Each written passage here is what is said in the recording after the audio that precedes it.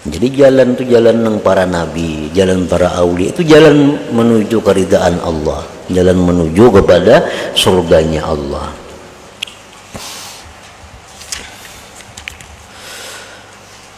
Kedelapan, berkata Sahal bin Abdullah At-Tustari rahimahullahu ta'ala, selama hati seseorang masih terpaut dengan sesuatu yang lain daripada Allah, maka hati itu tidak akan mencium bau keyakinan.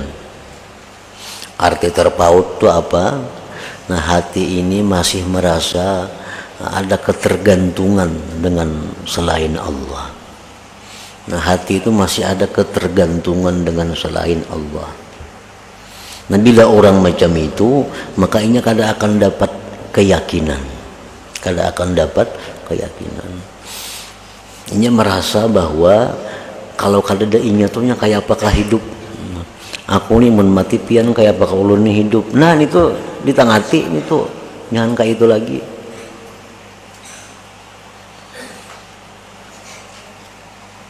Ulun yang menumpian mati kayak apakah ulun. Jawab apa yang baik pada wah ini mun aku mati. Nah, habis kisah. Supaya jangan bergantung lawan makhluk. Karena bila hati macam itu aja, kada akan mencium keyakinan. Pada keyakinan itu adalah merupakan modal daripada keimanan. Modal daripada keimanan.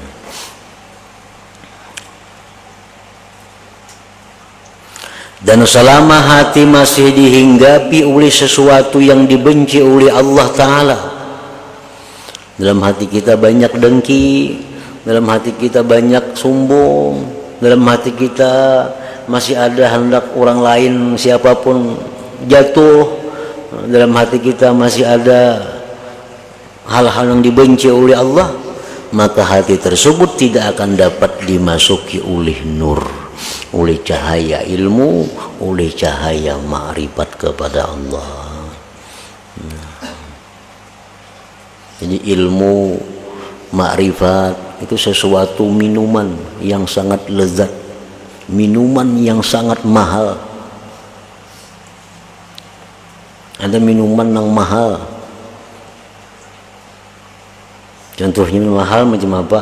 Macam kopi luwak. Contoh itu minuman yang mahal, secangkir aja beratus ribu. Nah, kopi juga, kopi itu dimakan oleh musang.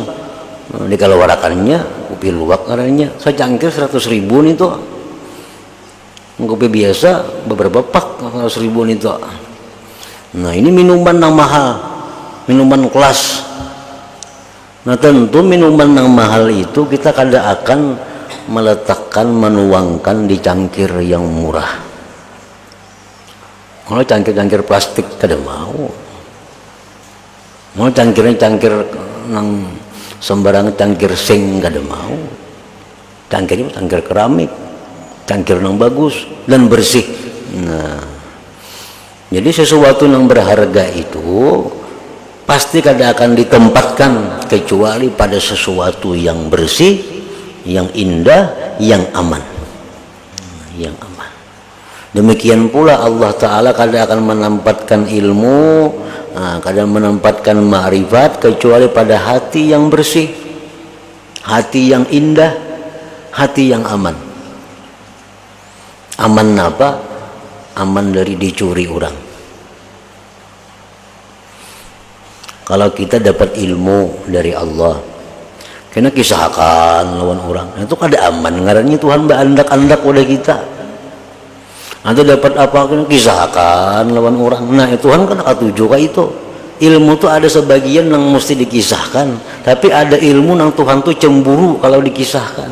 Nah, jadi Tuhan kada akan mau lagi mandaki ke situ. Ya Tuhan mah kada aman. Ini dikisahkan terus. Nah, jadi ilmu tu ada nang Allah menitipkan ilmu tu ke hati orang yang mesti aman, tersimpan rapat, tertutup. Nah, jadi kalau kita hendak hal-hal yang istimewa, nah, bersihkan hati, pakaiani hati sehingga indah dan tutup rapat. Misalnya ikan berisi barang yang berharga, baik itu gelang jam, baik itu cincin. Lalu itu menitip lawan urang lah, empat mandak lah, aku hendak naik haji. Ini ada utas kularang, beratus juta harganya nih. Ini jamku nih beratus juta, aku ditipakan lawan ikam. Ayo hajarnya. Dipakainya sekalinya. Ada dipakai cincin seorang seminggu sekali, makanya hari-hari lagi memakai. Ini kada aman ngarannya dititipin nih. Nang dudi kita ada mau lagi mandak situ dah. Napa wani memakai? Nah, kayak itu juga Allah Ta'ala bila Allah menitipkan ilmu kepada kita, ilmu-ilmu nang mulia, ilmu-ilmu nang berharga, jangan dikisahkan. Jangan disahkan kepada orang nang bukan ahlinya, nang bukan berhak. Bila dikisahkan terus, Tuhan kada mandagi lagi kena ke situ.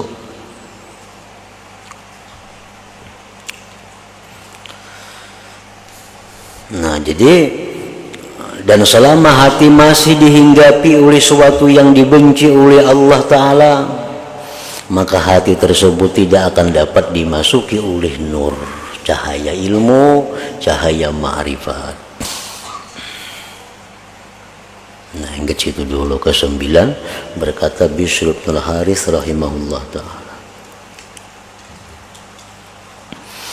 ila hadratin Nabi sallallahu alaihi wasallam al-Fatihah. إياك نعبد وإياك نستعين اهدنا الصراط المستقيم